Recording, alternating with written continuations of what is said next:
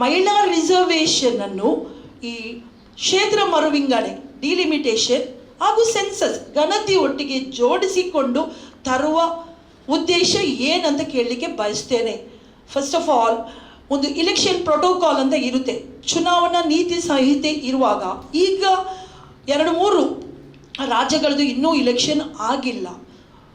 ಹಾಗಾದರೆ ನಮ್ಮ ಚುನಾವಣಾ ಆಯೋಗಕ್ಕೆ ಗೊತ್ತಿಲ್ವೋ?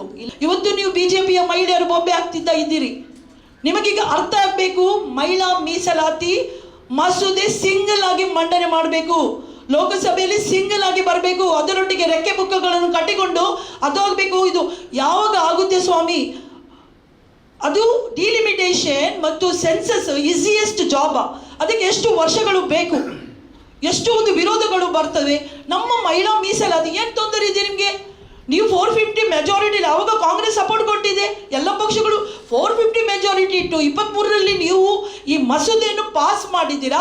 ನಿಮಗೆ ಜಾರಿ ಮಾಡಲಿಕ್ಕೆ ಏನು ತೊಂದರೆ ಆಗಿತ್ತು? ಯಾಕೆ ನೀವು ದೊಡ್ಡ ಮನಸ್ಸು ಮಾಡಿಲ್ಲ ಅಂತ ಕೇಳಲಿಕ್ಕೆ ಇಚ್ಛಿಸ್ತೇನೆ. ಕಾಂಗ್ರೆಸ್ ಎಂದಿಗೂ ವಿರೋಧ ಅಲ್ಲ ಮಹಿಳೆಯರಿಗೆ. ಇವತ್ತು ನಮ್ಮ ಜಿಲ್ಲೆಯಲ್ಲಿ ಈ ಸ್ಥಾನದಲ್ಲಿ ಈ ಬೋರ್ಡ್ ಚೇರ್ಮನ್ಗಳು ನಾವು 5-6 ಮಂದಿ ಮಹಿಳೆಯರಾಗಿದ್ದೇವೆ. ಇದೆಲ್ಲ ಅವಕಾಶವನ್ನು ನಮಗೆ ಕಾಂಗ್ರೆಸ್ ಸರ್ಕಾರ ಕೊಟ್ಟಿದ್ದು.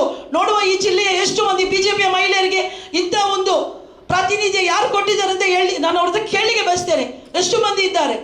ಇವತ್ತು ನಮ್ಮ ಸಿದ್ದರಾಮಯ್ಯ ಸರ್ಕಾರ ಏನು ಮಾಡಿದೆ?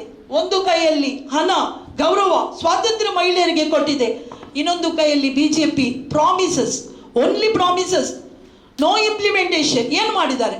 ಬರೀ ನಮ್ಮ ಟೈಮಲ್ಲಿ ನಾವು ಮಾಡ್ತಾ ಇದ್ದೇವೆ. ಇವತ್ತು ಬೊಬ್ಬೆ ಹಾಕುವ ಎಲ್ಲ BJPಯ ಮಹಿಳೆಯರಿಗೆ ಯಾರು ವಿರೋಧ ಮಾಡ್ತಾರೋ ಅವರಿಗೆ ನಾನು ಕೇಳಲು ಬಯಸುತ್ತೇನೆ. ನೀವು ಹೇಳಿ ನಿಮ್ಮ ನಾಯಕರುಗಳಿಗೆ, ನೀವು ಹೇಳಿ ನಿಮ್ಮ ಪ್ರಧಾನಮಂತ್ರಿಯವರಿಗೆ, ಸಿಂಗಲ್ ಬಿಲ್ ಇವತ್ತೇ ನೀವು ತನ್ನಿ. ಯಾರು ಅಪೋಸ್ ಮಾಡ್ತಾರ ಆವಾಗ ನೀವು ಟೀಕಿಸಿ. ಕಾಂಗ್ರೆಸ್ ಎಂದಿಗೂ ಹೇಳಿಲ್ಲ ಮಹಿಳಾ ಮಸೂದೆಗೆ, ಯಾವಾಗಲೂ ವಿರೋಧ ಮಾಡಿಲ್ಲ. ಮೊನ್ನೆ ನೀವು ಸೆಷನ್ ನೋಡಿದ್ರಿ, ವಿರೋಧನೆ ಮಾಡಿಲ್ಲ. ದಯವಿಟ್ಟು ಡಿಲಿಮಿಟೇಷನ್ ಆ್ಯಂಡ್ ಸೆನ್ಸಸ್ನಿಂದ ಮಹಿಳಾ ಮೀಸಲಾತಿಯನ್ನು ತಾವು ಹೊರಗಿಡಿ. ಆನಂತರ ನೀವು ಆ ಬಿಲ್ಲನ್ನು ಪಾಸ್ ಮಾಡಿ. ನಮ್ಮ ಯಾವುದೇ ವಿರೋಧ ಇಲ್ಲ ಅಂತ ಹೇಳಿದ ಮೇಲೂ ಇವರ ಒಂದು ನಾಟಕ ನೀವು ಗಮನಿಸಬೇಕು. ವಿದಿನ್ 15 minutes ಆಫ್ ಟೈಮ್, ಯಾವಾಗ ಅದು ಬಿಲ್ ಮೆಜಾರಿಟಿ ಇಲ್ಲದೆ ಬಿತ್ತ 298 ವೋಟ್ಸಲ್ಲಿ 15 minutes ಶಾರ್ಟ್ ಪೀರಿಯಡಲ್ಲಿ ಪೋಸ್ಟರ್ಸ್ ಬಂತು. ಎಲ್ಲಿಂದ ಬಂತು ಸ್ವಾಮಿ? ಪೋಸ್ಟರ್ಸ್ ಬಂತು ಅಂದರೆ ವೆಲ್ ಪ್ರಿಪೇರ್ಡ್. ಅವರಿಗೆ ಗೊತ್ತಿತ್ತು ಈ ಬಿಲ್ ಪಾಸ್ ಆಗೋಲ್ಲ, ಏನು ಮಾಡ್ಲಿಕ್ಕೆ ಆಗೋದಿಲ್ಲ. ನಾವು ಮಹಿಳೆಯರ ಒಂದು ಸಿಂಪತಿ ಕೊಡುವ, ಈಗ ಚುನಾವಣೆ ಹೇಗೂ ನಡೀತಾ ಇದೆ, ಅವರಿಂದ ಏನು ಅಡ್ವಾಂಟೇಜ್ ತಗೊಳ್ಳುವ ಎಂಬ ಭಾವನೆಯಲ್ಲಿ ಇವತ್ತು ಬಿದ್ದಿದ್ದೀರಾ.